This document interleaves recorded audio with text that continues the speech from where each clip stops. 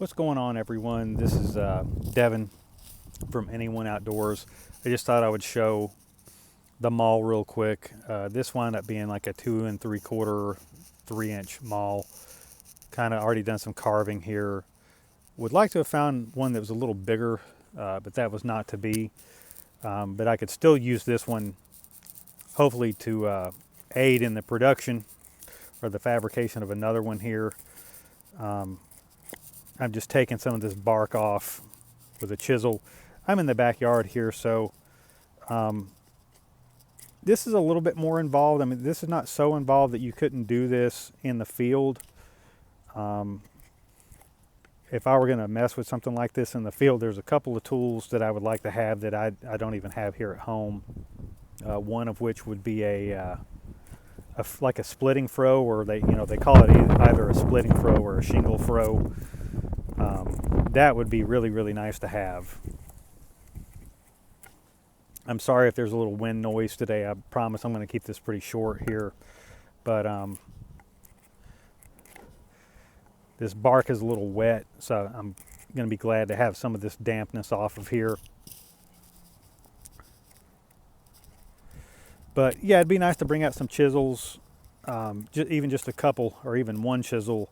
It'd be nice to have a splitting froe, especially if I found a larger diameter or something more in the neighborhood of like a 4 to 6 inches, which really would be a little better. I did mess around a little bit with this. I got the rough cut of this out by where I was splitting wood. Wasn't nearly as refined as this, but even in its rough form compared to the batons, definitely an advantage to the Maul here. Even in its rough form, it was definitely more desirable. So I'm looking forward to having this a little bit more finished. But I just thought I would put together just a quick video, kind of showing you where I was at with this. This outer layer of bark is pretty wet.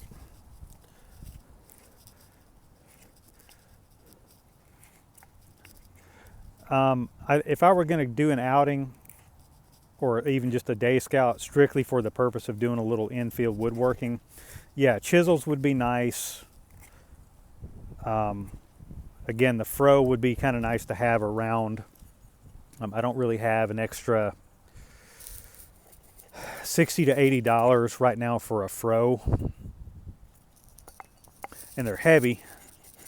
They weigh 5-6 pounds, and that definitely adds a lot of pack weight.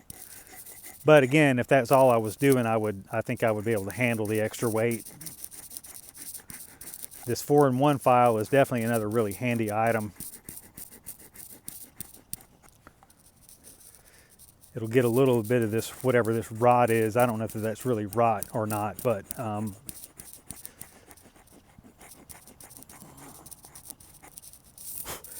looks like termites or something were trying to work their way into this, although I don't see any sign of that now.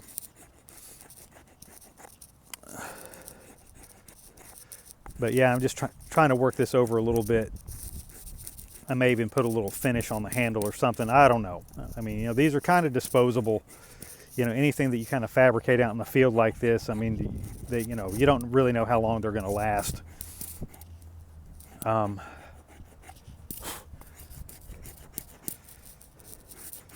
But the 4-in-1 file is a good tool to have. I mean, I got this one at Walmart for $7 or $8 a few weeks ago.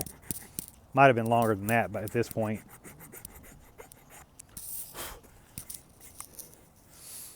But yeah, this is shaping up pretty well. Still got a little bulk and heft in a couple of spots on this that I would like to get worked down a little bit more.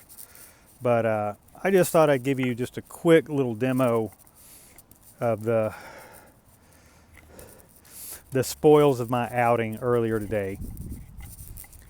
And this is something I would like to pack with me if possible, because these are safe to use on my on a camp hatchet, This is even safe to use like on a chisel. If I were to bring a chisel, totally safe to use for the chisel. This is probably better suited for chisel work more so than heavier duty or even medium light duty splitting.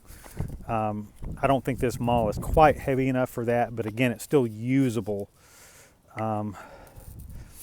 So just trying to work out a couple of high spots here. I can use a little bit of the chisel, go back and forth between the chisel and the 4-in-1 file. I can even get in here with my belt knife if I need to. It's not a great whittler, but you can do a little bit of fine carving with it. It's got a pretty sharp edge on it, believe it or not.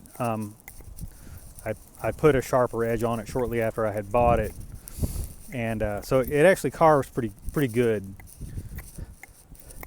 Those little cheap, shorter bladed Mora knives are actually pretty good for this kind of thing too. I mean, I think they have some that are down like the $15, $20 range that are actually pretty good for this kind of thing. Have a slightly shorter blade. But this thing is coming along pretty well, believe it or not. And it'll be practical to use and somewhat of a nice little keepsake. This is the first time I've tried to make a maul, and you kind of have to have one, honestly, if you don't really want to beat up on your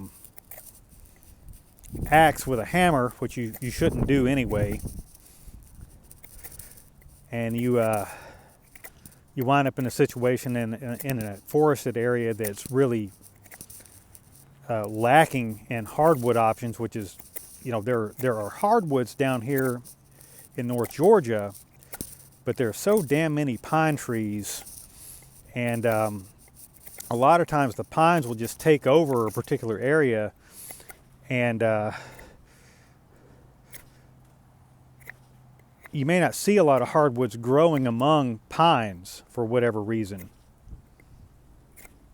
but there's definitely a lot of big oak trees down here. And this piece right here was harvested from a piece up by the road. I think the county or the power company must have came through and trimmed some branches back. And this piece right here was, I think, was probably trimmed back fairly recently, because there's a little bit of, I wouldn't say rot. I can tell it's been on the ground for a little while, but it's still pretty much okay. Get some of that black stuff off of there. Doesn't go too deep into the wood. But yeah, I just thought I would show this off real quick. I don't necessarily want to keep trimming this because it's already not that big around, but really decent piece of oak all in all. That's pretty good stuff right there. But yeah, that's pretty much it. I'm going to keep whittling away at this off camera. I always appreciate it whenever you guys stop by, and keep an eye out for the next one. See ya.